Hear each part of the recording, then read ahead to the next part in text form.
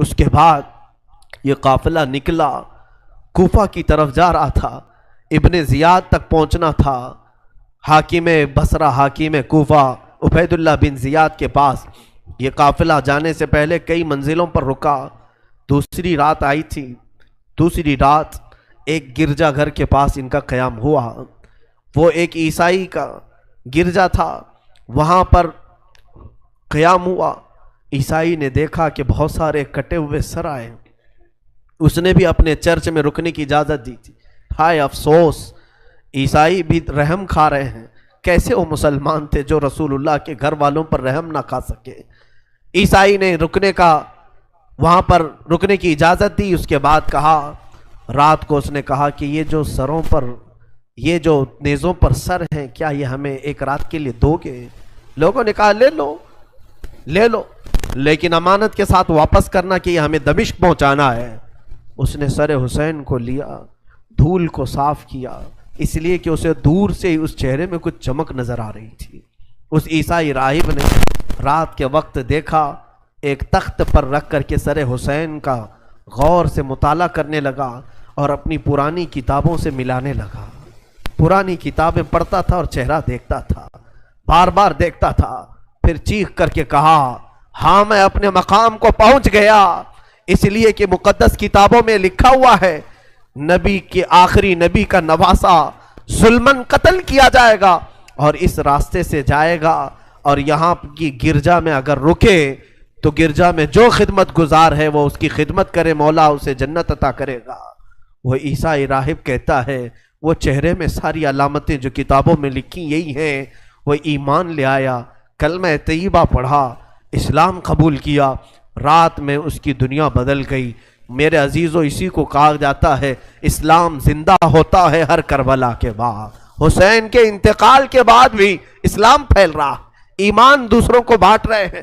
صبح تک اس گرجا میں رکے، پھر دن پورا گزارے اور شام کے وقت ٹھنڈے وقت میں کوچ کرنے کا ارادہ کیا، اور سر امام حسین جو ان لوگوں نے نیزے پر لیا تھا اس کو ایک جگہ گاڑ دیا، اور اس کے بعد اپنے پانی وغیرہ کے استعمال کے بعد قافلے کو کوچ کرنے کا حکم دیا۔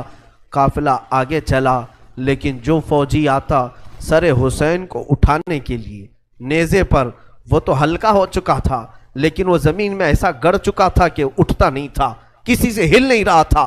بہت لوگوں نے کوشش کی، پھر آ کر کے انہی ظالم یزیدیوں نے بی بی زینب سے کہا، اے خاتون، یہ تمہارے بھائی کا سر زمین پر ایسا جمع ہوا ہے، ہٹتا نہیں ہے، آگے بڑھنا ہے ہمیں، یہ ہٹتا نہیں ہے۔ بی بی زینب نے غور سے دیکھا اور کہا، قافلے میں دیکھ لو سب ہیں یا نہیں، قافلے میں سب ہیں یا نہیں۔ دیکھا گیا تو بی بی سکینہ قافلے میں نہیں تھی، قافلے میں موجود نہیں تھی۔ بی بی زینب نے کہا، وہ میرا غیور بھائی ہے، اپنے خاندان والوں کو چھوڑ کر کہیں جاتا نہیں تھا، اپنی بچی کا غم ہوگا، آگے نہیں بڑھتا، تلاشو سکینہ کہاں ہے۔ لوگوں نے ڈھونڈنا شروع کیا، پہاڑ کی ایک چھوٹی سی چوٹی پر وہ بیٹھی ہیں اور ایک خاتون کی گود میں بیٹھی ہیں۔ کوئی ایک خاتون ہے، اسے سہلا رہی ہے، تھپکیاں دے رہی ہیں۔ بی بی سکینہ 9 سال کی عمر میں ایک بڑی معزز خاتون کی گود میں ہچکیاں لے لے کر رو رہی ہیں اور کچھ باتیں کر رہی ہیں۔ بی بی زینب نے دور سے دیکھا، خاندان کی کچھ عورتیں اور آئیں، پکارا، سکینہ جانے کا وقت ہو گیا، تم یہاں کیا کر رہی ہو؟ دوڑ کر کے جیسی سکینہ کے قریب آئے تو دیکھا نہ وہاں عورت تھی نہ کوئی خاتون تھی۔ سکینہ کو اٹھایا، کیا کر رہی تھی تم یہاں، کیسے آئی، کون عورت کس سے بات کر رہی تھی؟ سکینہ نے کہا، میں جانتی نہیں تھی، یہاں حاجت کے لیے آئی تھی، اچانک ایک خاتون نمودار ہوئی، اس نے مجھے گود میں اٹھایا، بوسے دینا شروع کیا، میرا ماتھا چوما۔ میں نے پوچھا کہ تو کون ہے؟ تو اس نے کہا، اے بچی تو نہیں جانتی، میں تیری دادی فاطمہ الزہرا ہوں، میں فاطمہ الزہرا ہوں، رسول اللہ کی شہزادی ہوں۔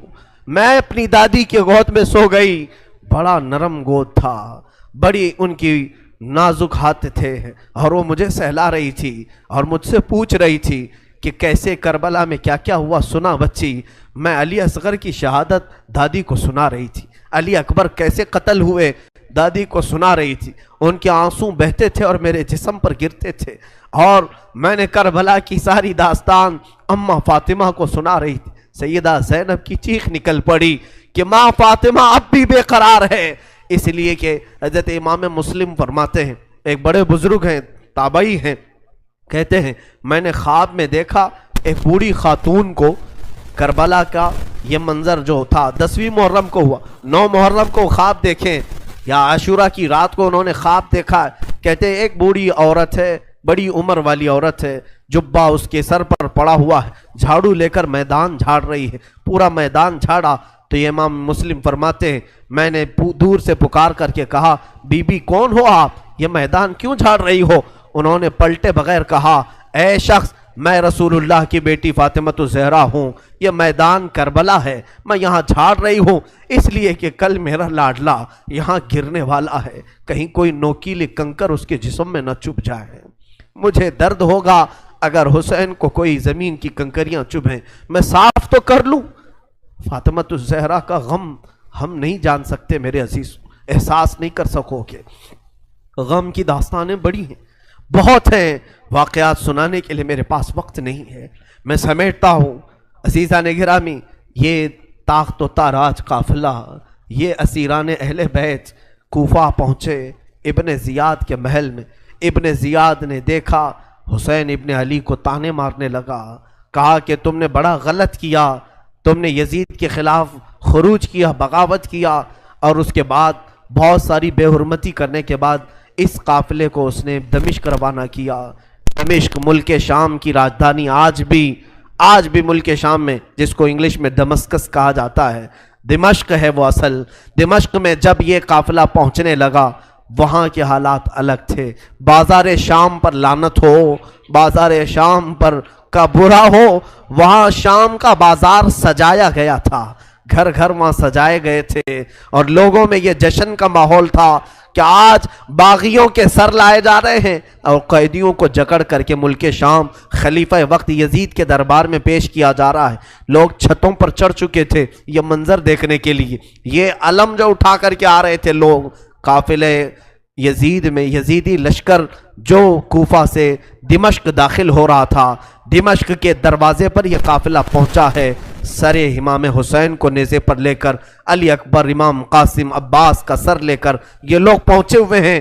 ابھی ملک شام کے بازار میں دیکھا، اچانک طبلے بجنا شروع ہو گئے، ڈھولوں کی آوازیں بلند ہو گئی، باجے شروع ہو گئے اور بہت زیادہ بانسریاں بجنے لگیں، اور اس جشن کے ماحول میں اس قافلے کو لایا جا رہا ہے۔ آگے لوگ ناچتے ہوئے جا رہے ہیں، کھیلتے ہوئے جا رہے ہیں کہ فتح مبین یزید کا اچھا ہو، جے جے کار لگ رہی تھی، خاندان اہل بیت کو قیدی بنا کر کے لایا گیا ہے۔ میرے عزیزوں، اس خاندان اہل بیت کے ساتھ وہاں جو معاملات ہوئے، کئی لوگ تھے جو دیکھنے کے لیے دور دور سے آئے تھے۔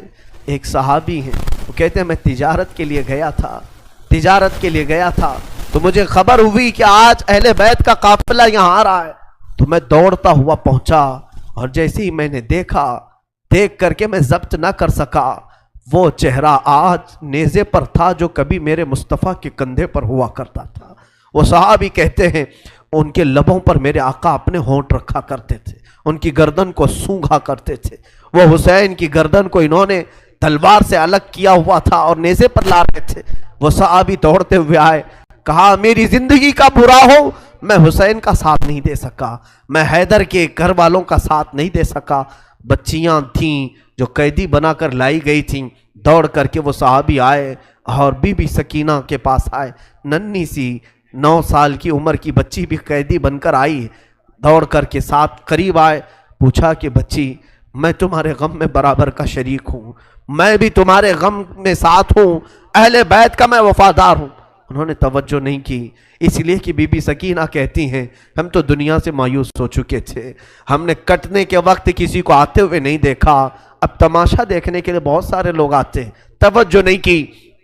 اس صحابی رسول نے آگے بڑھ کر کہا کہ اے سکینہ میں تجھے جانتا ہوں، تو حسین کی بیٹی ہے، تو فاطمہ کی لاڈلی ہے، تو شیر خدا کے گھر کی شہزادی، بتا کوئی حاجت ہو، کچھ کھانا پانی کوئی چیز۔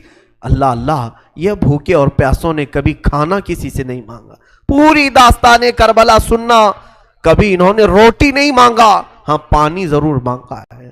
پانی مانگنا انسانیت کے لیے عیب نہیں، روٹی مانگنا محتاجی کی علامت ہو سکتی ہے۔ بی بی سکینہ نے کہا کہ بڑی حاجتیں پوچھ رہے ہو، کیا میری حاجت پوری کرو گے؟ کہا بتاؤ بچی، میں اپنی طرف سے جو ہو سکے کروں گا، میرے پاس پیسے ہیں، مال ہے، میں اس سے جو چاہے کروں گا۔ بی بی سکینہ نے صرف ایک درخواست کی کہ میرے نانا کے صحابی بس اتنا کام کر لو کہ یہ جو اونچے نیزے پر میرے بابا کا سر ہے، حسین ابن علی کا، اس سر کو تھوڑا آگے بڑھا دو، یہ جو جلوس میں جا رہا ہے آگے بڑھا دو۔ ہمارے گھر کی بچیاں غور سے سنیں، میرے گھر کی عورتیں کان کھول کر کے سنو، 9 سال کی بچی کیا خواہش ظاہر کر رہی ہے۔ کہا اگر وہ نہیں بڑھتے ہیں تو انہیں پیسے دے، وہ انعام دے کر آگے بڑھاؤ۔ اس صحابی نے پوچھا کہ اس سر کو تمہارے قریب رہنا اچھا ہے، تمہارے قریب رہنا اچھا ہے، آگے کیوں بڑھانا چاہتی ہو؟ بی بی سکینہ نے کہا اس لیے کہ لوگوں کا جلوس بابا سر کو دیکھنے کے لیے آ رہا ہے، اور سارے دیکھنے بنا کر کے لائے